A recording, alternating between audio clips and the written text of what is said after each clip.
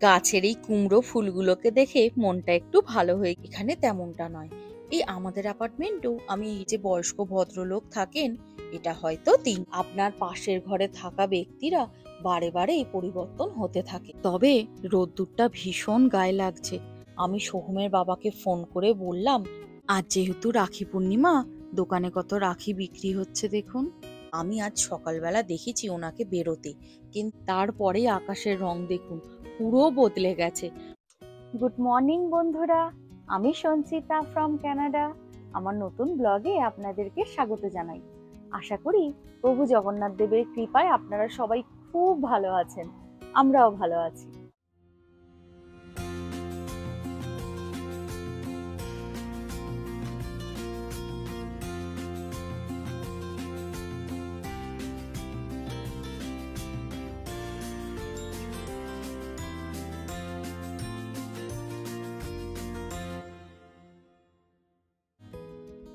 আজকে আমাদের ওখানে রাখি পূর্ণিমা, আর কানাডায় বেঙ্গলি জীবনের পক্ষ থেকে আমার সকল ভাই বোনেদের জানাই রাখি পূর্ণিমার অনেক শুভেচ্ছা আর ভালোবাসা।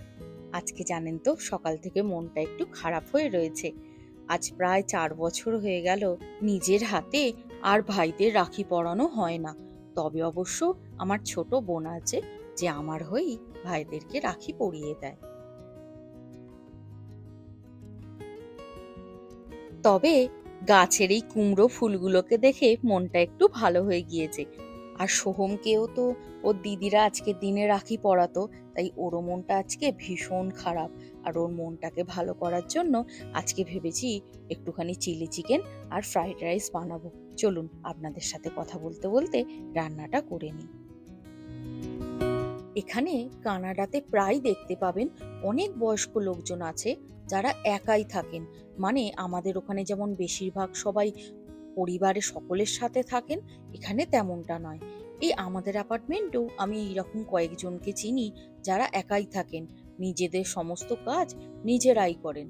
আর এখানে যে ব্যাচেলার রুমগুলো আছে সেইগুলো তারা ভাড়া নেন।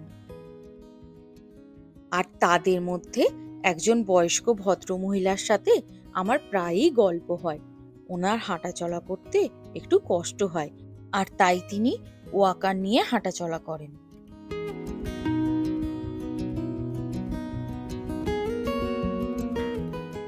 আর জানেন তো, এনারা একা থাকেন বলে কি জানি না, কিন্তু যখনই এনাদের সাথে দেখা হয় ওনারা অনেকক্ষণ গল্প করেন। যখন প্রথমবার এই ভদ্রমহিলার সাথে আমার লন্ড্রি রুমেতে পরিচয় হয়েছিল, উনি অনেকক্ষণ কথা বলেছিলেন আমার সাথে। আসলে এই অ্যাপার্টমেন্টের লন্ড্রি রুম কমন, সবাই ইউজ করে। সেখানে গেলে আস্তে আস্তে অনেকের সাথেই পরিচয় হয়ে যায়। যাই হোক, প্রথমবার যখন গিয়েছিলাম তখন ওই ভদ্রমহিলা আমাকে অনেক প্রশ্ন করেছিলেন। ওনার প্রথম প্রশ্ন ছিল আমার সিঁদুর পরা নিয়ে। এখানে আমাকে অনেকেই প্রশ্ন করেন এই সিঁদুর পরা নিয়ে। সেই রকম উনি প্রশ্ন করতে লাগলেন, কেন পড়েছি, পড়লে কি হবে, এই সব। আর জানেন তো, উনি খুব সুন্দর করে কথা বলেন। দেখা হলেই গুড মর্নিং সুইটহার্ট বলে কথা বলা শুরু করেন। আমাদের ওখানে যেমন মা কাকিমারা খুব স্নেহময়ী হন, মা বলে কথা বলেন, কথার মধ্যেই আলাদা একটা স্নেহ মমতা জড়িয়ে থাকে। এখানেও যারা বয়স্ক হন তাদের কথাবার্তা খুব ভালো হয়। উনি আমাকে জিজ্ঞাসা করতে লাগলেন আমি কেন শাঁখা পরেছি, টিপ কেন পরেছি, আর এগুলোকে কি বলে, এই সব আর কি। এমনকি আমি যদি কালারফুল কোনো পোশাক পরি তারও উনি খুবই প্রশংসা করেন, আর জানতে চান কোথা থেকে কিনেছি। ঠিক এই রকমই আমাদের পাশের ঘরে একজন বয়স্ক ভদ্রলোক থাকেন। একদিন যখন আমরা প্রথম প্রথম এসেছি এই বাড়িতে, হঠাৎ রাত 9টার সময় দরজায় কেউ নক করছে। এখানে সাধারণত দরজায় কেউ নক করে না। হ্যাঁ, বাড়ির যে ম্যানেজার আছেন উনি হয়তো দরকারে নক করতে পারেন, তবে সাধারণত উইদাউট নোটিশে উনি আসেন না। এখানে যদি আপনার বাড়িতে কেউ আসে, আগে থেকেই আপনার টাইমটাকে সে জেনে নেয়। সহজ করে বলতে গেলে আপনার সাথে দেখা করার জন্য আগে থেকেই তারা অ্যাপয়েন্টমেন্ট নিয়ে নেয়। যাই হোক, তখন আমরা ভাবতে লাগলাম এত রাতে আবার কে দরজা ঠকঠক করছে। আমাদের ম্যানেজার যদি আসতেন উনি তো জানিয়েই আসতেন। প্রথমে সোহমের বাবা দরজায় যে আই হোল থাকে সেটা দিয়ে দেখতে পেল আমাদের পাশের ঘরের যে বয়স্ক ভদ্রলোক থাকেন এটা হয়তো তিনি। হ্যাঁ, এবার আপনারা বলতে পারেন হয়তো বলছেন কেন? আপনাদের পাশের ঘরে কে থাকে আপনারা জানেন না? এখানে না এটা খুব কমন একটা ব্যাপার। এক তো আমরা এখানে সবেমাত্র মুভ হয়েছি, ৩-৪ দিন হবে। আর তার উপর এখানে কেউ কারোর সাথে অতটা মেশেই না, তাই পাশের রুমে কে থাকছে অনেক সময় জানতেই পারা যায় না। তারপর আমাদের ওখানে যেমন কোথাও যদি মুভ হওয়া হয় প্রতিবেশীদের সাথে আলাপ করতে যাওয়া হয়, কিন্তু এখানে নিয়মটা একটু আলাদা। এনারা সবসময় দরজা বন্ধই রাখেন। আপনারা যদি ডাকেন হয়তো বিরক্তও হতে পারেন। তাছাড়া এনারা নিজের মতো থাকতেই বেশি পছন্দ করেন। এবার যখন অনেক দিন একই বিল্ডিং এ থাকবেন তখন হয়তো পরিচয় হয়ে যাবে, জানতে পারবেন পাশের ঘরে কে বা কারা থাকেন। তাছাড়া এখানে তো সবাই লিজে ঘর ভাড়া নেয়। ধরুন কারোর 6 মাসের লিজে ঘর ভাড়া থাকে, কারোর 12 মাসের। সুতরাং আপনার পাশের ঘরে থাকা ব্যক্তিরা বারে বারে এই পরিবর্তন হতে থাকে। আমার রান্নাটা হয়ে গেছে। এবার জানেন ঝটপট রেডি হয়ে একটুখানি দোকানে যাব। এই আমাদের বাড়ির সামনে যে এশিয়ান সুপারস্টোরটা আছে ওইখানেই। বেশ কিছুদিন আগে একটা কাঁচা আম কিনে এনে এই আম তেলটা বানিয়েছিলাম মুড়ি খাবো বলে, কিন্তু তেলটা ফুরিয়ে গেছে আর বাড়িতে সর্ষের তেলও একদম নেই। চলুন তাহলে ঝটপট রেডি হয়ে সর্ষের তেলটা কিনে আনি। আমি রেডি হয়ে বেরিয়ে পড়েছি। আর বাইরে জানেন তো রোদের তেজটা ভীষণ, অবশ্য সঙ্গে ঠান্ডা হাওয়াও দিচ্ছে, তবে রোদ্দুরটা ভীষণ গায়ে লাগছে। চলুন এখান দিয়ে একটুখানি হেঁটে যাই, তারপরে সামনে বাস স্টপেজ থেকে বাসটা ধরবো। যাই হোক, যেটা বলছিলাম, এখানে বেশ কিছুদিন থাকতে থাকতে কিছু চেনা মুখ আপনাদের হয়েই যাবে। জানতে পেরে যাবেন এনারা কোন রুমেতে থাকেন। তাদের সাথে কথা বলতে বলতে একটা ধারণা তাদের সম্পর্কে তৈরি হয়েই যাবে। যাই হোক, সোহমের বাবা দরজা খুলতেই দেখলো ওই ভদ্রলোক দাঁড়িয়ে আছেন। তিনি বললেন, তুমি কি আমাকে একটু হেল্প করতে পারবে? তখন ও বলল, বলুন কি হেল্প করতে হবে? ওই ভদ্রলোক বললেন, আমার ঘরে জলের পাইপ ফেটে গিয়ে জল পড়ছে। আমি এমার্জেন্সিতে ফোন করেছি, কিন্তু ওনারা আমার কথা বুঝতে পারছেন না। তুমি কি একটু ওদের সাথে কথা বলবে?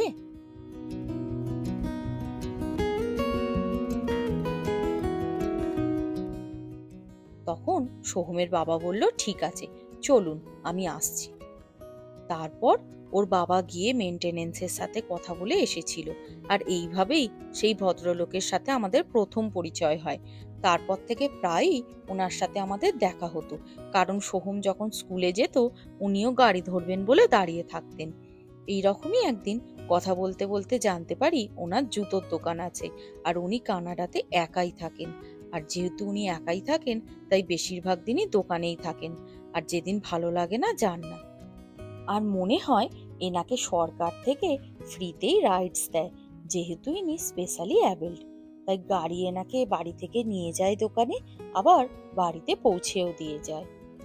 এই রকমই একদিন আমি বিকেলবেলা রান্না করতে করতে শুনতে পাচ্ছি ওনার ঘরে স্মোক ডিটেক্টরটা বেজেই চলেছে। আর সেই দিন জানেন তো প্রচুর স্নোফল হচ্ছিল।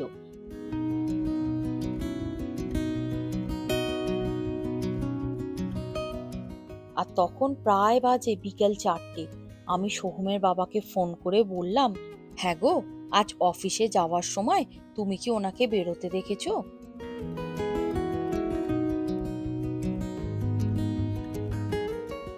ওর বাবা তখন বলল, কই না তো, কেন কি হয়েছে? আমি তখন বললাম, জানো তো ওনার ঘরে স্মোক ডিটেক্টরটা বেজেই চলেছে। আর যেহেতু ওনার ঘর আমাদের ঘরের পাশেই, তাই আওয়াজটাও খুব জোরে জোরে আসছিল। হয়তো ওনার ঘরে আগুন লেগেছে বা খুব ধোঁয়ায় ঘর ভরে গিয়েছে, না হলে স্মোক ডিটেক্টরটা তো এতক্ষণ ধরে বাজে না, অনেকক্ষণ ধরে বেজে চলেছে। আর যেহেতু উনি স্পেশালি অ্যাবেল্ড তাই ওনার জন্য আমার খুব চিন্তা হচ্ছে। আমি কি 911-এ কল করব? ও ও বলল, দাঁড়াও, আমি অফিস থেকে ফিরি তারপরে কল করব। আর আমি তাড়াতাড়ি ফিরবো আজকে, এসেই কল করব। তারপর সোহমের বাবা বাড়ি ফিরে প্রথমে অ্যাপার্টমেন্টের যে এমার্জেন্সি নাম্বার থাকে তাতে ফোন করেছিল। তখন ওরাই বলল 911-এ কল করুন। তারপর আমরা 911-এ কল করলাম। আজ যেহেতু রাখি পূর্ণিমা, দোকানে কত রাখি বিক্রি হচ্ছে দেখুন। দাঁড়ান, ঝটপট করে কিছু জিনিস নিয়ে নিই, তারপর বেরিয়ে রাস্তাতে যেতে যেতে আপনাদের বাকি ঘটনাটা বলবো।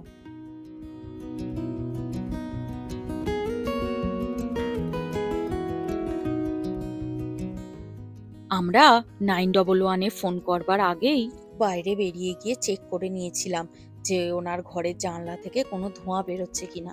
দেখলাম না, কোনো ধোঁয়া অবশ্য ঘর থেকে বেরোচ্ছে না। তবুও আমাদের এতই চিন্তা হচ্ছিল, আমরা 911-এ ফোন করেছিলাম। আর সেই দিন ভীষণ ঠান্ডা ছিল, টেম্পারেচার ছিল -20 ডিগ্রির মতন, আর তার সাথে প্রচুর স্নোফলও হচ্ছিল।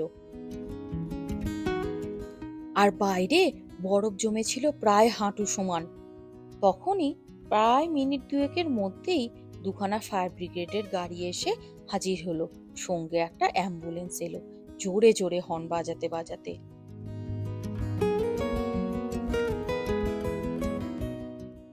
তারপর ফায়ার ফাইটার্সরা আসতেই সোহমের বাবা ওনাদের সাথে কথা বলতে গেল, কারণ 911-এর যে অপারেটররা ছিলেন তারা বলে দিয়েছিলেন ফোনটা কাটবেন না, ফায়ার ফাইটার্সরা আসলে ওনাদের সাথে যেন কথা বলিয়ে দেয়া হয়।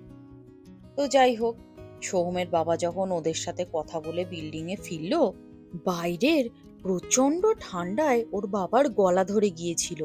তারপর ফায়ার ফাইটার্সরা যখন অ্যাপার্টমেন্টের ভেতরে এলো, আসার পরেই ওরা ইন্সপেকশন করতে শুরু করলো।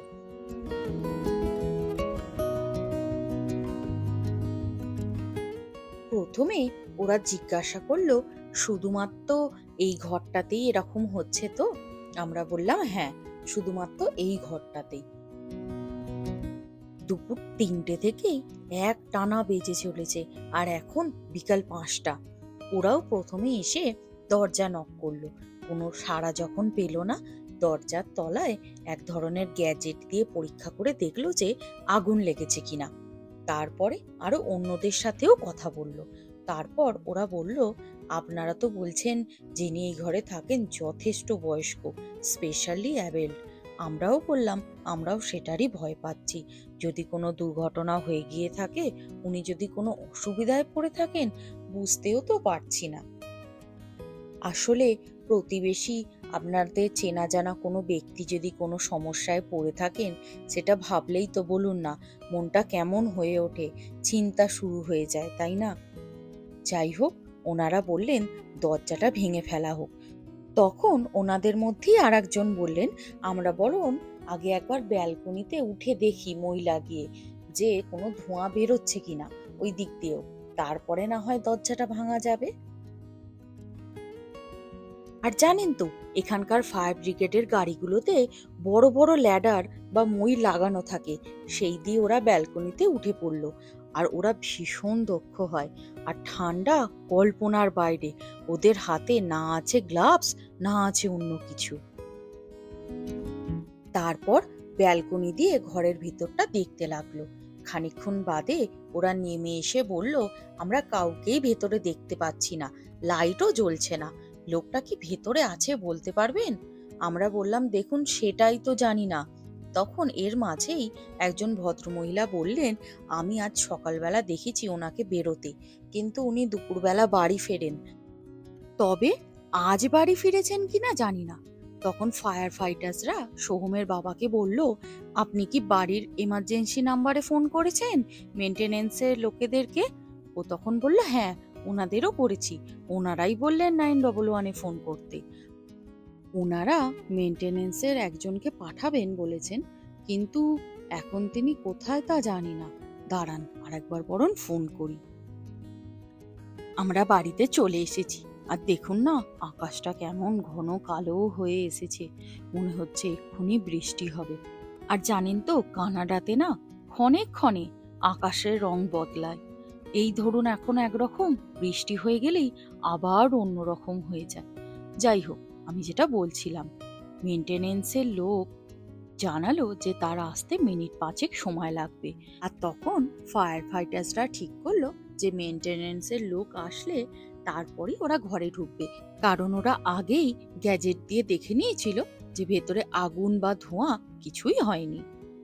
সর্ষের তেলের বোতলটা কেটে আম তেলটার মধ্যে সর্ষের তেলটা দিয়ে দিই জানেন, না হলে আমগুলো খারাপ হয়ে গেলে আবার 1 বছর ওয়েট করতে হবে কাঁচা আম পাওয়ার জন্য। আর জানেন তো, এখানকার ম্যানেজমেন্টদের কাছেই মাস্টার কি থাকে, কারণ অনেক সময় মেনটেনেন্সের জন্য ওদেরকে ভেতরে ঢুকতে হয়। অবশ্য আগে থেকে ওনারা নোটিশ দিয়ে জানিয়ে দেন কখন ওনারা আসবেন। আর এই দেখুন, জানলা দিয়ে দেখলাম বাইরে ঝিরঝির করে বৃষ্টি পড়ছে। আর দেখুন না, আকাশের রূপটাও ওই জন্য বদলাতে শুরু করেছে। দাঁড়ান, আপনাদেরকে একটু জুম করে দেখাই। এই দেখুন, ঝিরঝির করে কেমন বৃষ্টি পড়ছে। যাই হোক, তারপর মিনিট 10 বাদে অ্যাপার্টমেন্টের মেনটেনেন্সের লোকটা এলো, আর তার জন্য সবাই বসেছিল। প্রথমে সেই লোকটাও একটু ঘাবড়ে গিয়েছিল বাইরে এত লোক দাঁড়িয়ে আছে দেখে। আর জানেন তো, এখানে ফায়ার ব্রিগেডের গাড়ি বা পুলিশের গাড়ির সঙ্গে অ্যাম্বুলেন্সকেও পাঠানো হয় যদি কেউ আহত হয়ে থাকে, সেই জন্য তাকে সঙ্গে সঙ্গে যাতে হাসপাতালে পাঠানো যায় আর কি। তারপর উনি দরজাটা খুললেন। আমরা তো প্রায় চাতক পাখির মতো চেয়েছিলাম কি হয়েছে জানার জন্য। মনে মনে তো চাইছিলাম যেন উনি বাড়িতে নাই থাকেন, ওনার যেন কিছু না হয়। ফায়ার ফাইটার্সরা বললেন, আপনারা কেউ ভেতরে যাবেন না, আগে আমরা চেক করে নিই। ওই ওনাদের তো কিছু প্রোটোকল থাকে, সেই জন্য আর কি। যাই হোক, তারপর ঘরের সমস্ত আলো জ্বেলে দেখা হলো ভদ্রলোক ঘরেতে নেই। আর যেহেতু রুমটা ব্যাচেলার রুম ছিল, তাই টপ করে দেখাও হয়ে গেল, কারণ ওই রুমগুলো সাইজে খুব ছোটই হয়। আর একটা ছোট্ট হল মতো থাকে, সঙ্গে একটা অ্যাটাচ বাথরুম, খুব বেশি বড় হয় না। তাই তাড়াতাড়ি চেক করাও হয়ে গেল ওনাদের। আর যে টেকনিশিয়ান ছিলেন তিনি বললেন টেকনিক্যাল ফল্টের জন্য স্মোক ডিটেক্টরটা বারে বারে বাজছিল, আমি বরং এটাকে আজ খুলে রেখে দিই, পরের দিন উনি যখন বাড়িতে থাকবেন তখন এসে আমি চেঞ্জ করে দিয়ে যাব। এই দেখুন, মাত্র মিনিট 10 বৃষ্টি হয়নি, তারপরেই আকাশের রং দেখুন পুরো বদলে গেছে। আর চারপাশটা দেখে মনেও হচ্ছে না যে এই মাত্র বৃষ্টি হচ্ছিল। তারপর সোহমের বাবা ফায়ার ফাইটার্সদের বলল, দেখুন, খুব সরি আপনাদের বিরক্ত করার জন্য, কিছুই তো হয়নি, এতটা সময় আপনাদের নষ্ট হলো। তখন ওনারা বললেন, এই রকম একদমই ভাববেন না, আপনি খুবই বিচক্ষণতার কাজ করেছেন, একদমই ভাববেন না এর ফলে কি হলো। উনি ছিলেন না তো ভালো কথা, ইউ নেভার নো, আপনি খুবই ভালো কাজ করেছেন। যাই হোক, তারপর ওনারা ফিরে গেলেন। সন্ধেবেলা ওই ভদ্রলোক আসার পর জানতে পেরে উনিও আমাদের ঘরে এসে আমাদেরকে অ্যাপ্রিসিয়েট করে গেলেন। আর চলুন, ভিডিওটাও আজ এখানেই শেষ করি। আর ভিডিওটা যদি আপনাদের ভালো লেগে থাকে তাহলে লাইক, শেয়ার ও সাবস্ক্রাইব বা ফলো করতে ভুলবেন না। আর দেখা হবে পরের অন্য একটি নতুন ভিডিওতে খুব তাড়াতাড়ি। সবাই খুব খুব ভালো থাকবেন।